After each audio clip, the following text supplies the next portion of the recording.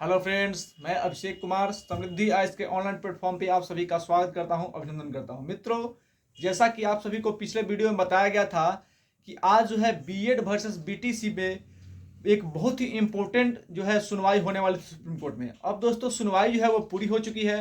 अब इसमें क्या क्या बातें वहां पे हुई है, बीएड को लेकर के क्या क्या चीजें जो है कही गई है, इन सभी चीजों को लेकर के इस वीडियो के माध्यम से जो है हम दोस्तों चर्चा करने वाले हैं। इसको ऑनलाइन जो है दोस्तों अपडेट भी कर दिया गया है और क्या क्या चीजें हुई है सबके बारे में जो है हम इसमें चर्चा करने वाले हैं और वीडियो के माध्यम से जो है आपको बताने वाले हैं। दोस्तों अगर आप इस चैनल पे नए हैं दोस्तों, समृद्धि के यूट्यूब चैनल को आप सब्सक्राइब कीजिए, लाइक कीजिए और कमेंट कीजिए ताकि जो भी अपडेट हो सबसे पहले जो है शीघ्रता से आपके पास पहुंच सके।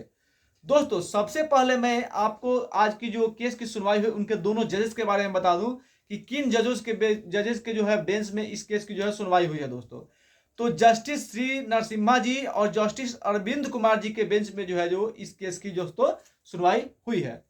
जो चीजें इसमें निकल करके सामने आई है दोस्तों, इन दोनों जजेस ने जो डिसीजन लिया है वह चौंकाने वाला है। उम्मीद की जा रही थी कि जो जजमेंट आने वाला आएगा वो बीएड के पक्ष में आएगा, लेकिन ऐसा हुआ नहीं है। दोस्तों काफी हद तक हम ये बोल सकते हैं कि बीएड के पक्ष में तो बिल्कुल भी नहीं आया है, बीएड के पक्ष में यह फैसला हुआ ही नहीं है। दोस्तों जैसे ही केस कोर्ट में जो है सुनवाई शुरू हुई वैसे ही बीएड के जो एडवोकेट थे उन्होंने केस को विड्रॉ करने की जो है दोस्तों मांग कर दी और उनके इस विड्रॉ करने की मांग को जो है दोस्तों एक्सेप्ट भी कर लिया गया कि ठीक है, अगर आप विड्रॉल करने की मांग कर रहे हैं तो ठीक है, आपके केस को जो है विड्रॉ कर लिया गया, आपकी मांग जो है वो स्वीकार कर ली जाती है। दोस्तों इसलिए विड्रॉ की जो मांग की गई वो उम्मीद तो नहीं की जा रही थी, लेकिन विड्रॉल की मांग की गई और मांग इसलिए किया गया कि पहले उनको ये उम्मीद थी कि केस की जो सुनवाई होगी जस्टिस अनिरुद्ध या जस्टिस सुधांशु के बेंच पे होगी, क्योंकि ये दोनों जजेस जो थे वो पहले से इस केस के मामले को जो है सुन चुके थे, इसके मामले में उनको पता था। तो इनको बीएड वाले वकील को जो है उनको पता था, उनको ऐसा उम्मीद थी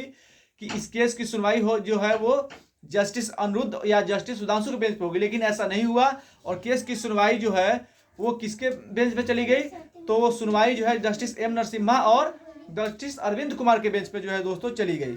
लेकिन मीनाक्षी अरोड़ा जो कि डीएलएड की वकील थी उन्होंने इससे साफ मना कर दिया और उन्होंने कहा कि नहीं, ऐसा नहीं होना चाहिए, ऐसा कब तक चलेगा। बार बार जो है इसको लेकर के कहा जा रहा है, बार बार जो अलग अलग चीजें दे रही है, बार बार केस फाइल हो रहा है और बार बार डिस्पोज हो रहा है, तो ये कितनी बार चलेगा, ऐसा नहीं होना चाहिए। ये भी बातें सामने आई। उन्होंने कहा कि इसमें चीजों को जो है केस में की याचिका जब दायर की गई तो उसमें से डॉक्यूमेंटेशन जो है बेहतर तरीके से नहीं हुआ, बहुत सी सारी चीजों को जो है इसमें छुपाया गया है।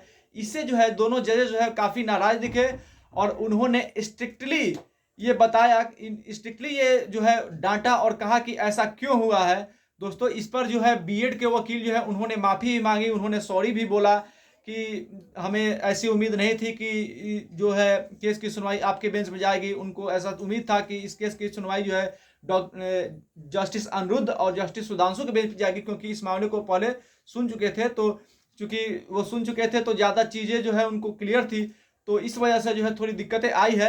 लेकिन ये प्रोफेशनल जवाब जो है वो दोस्तों नहीं हुआ और इसको लेकर के जो है जजेस और ज़्यादा जो है नाराज हो गए और उन्होंने स्ट्रिक्टली जो है डिसीजन लिया और कहा, और साथ ही उन्होंने ये भी कहा कि इस केस को जो है वो डिसमिस किया जा रहा है। उन्होंने केस को जो है डिसमिस कर दिया दोस्तों, और सिर्फ डिसमिस नहीं किया, फाइन भी किया है दोस्तों। और इस केस को डिसमिस करने के साथ ही 25,000 रुपए का जो है जुर्माना लगाया गया है ये बीएड के जो है अभ्यर्थियों पर दोस्तों। और साथ ही यह कहा गया है कि ये केस को डिसमिस किया जाता है। इस केस को लेकर के जो दोस्तों बीएड को बहुत सारी उम्मीदें थी, लेकिन अब ये उम्मीदें जो है वो बिल्कुल समाप्त हो चुकी है दोस्तों। और अब जो है आपको मैं बता दूं कि 25,000 रुपए का जो जुर्माना है जो बीएड के जो अभ्यर्थी हैं उन पर जो है लगाया जा चुका है दोस्तों। यानी बीएड के छात्र वेलफेयर एसोसिएशन पर 25,000 का जुर्माना भी लगाया गया है और केस को जो है वो डिसमिस कर दिया गया है। तो और बाकी और भी ज़्यादा जो बातें हैं वो जब ऑडिट निकल करके आएगा तो उसमें सामने आएगा, उसको लेकर हम उपस्थित होंगे। तब तक के लिए धन्यवाद।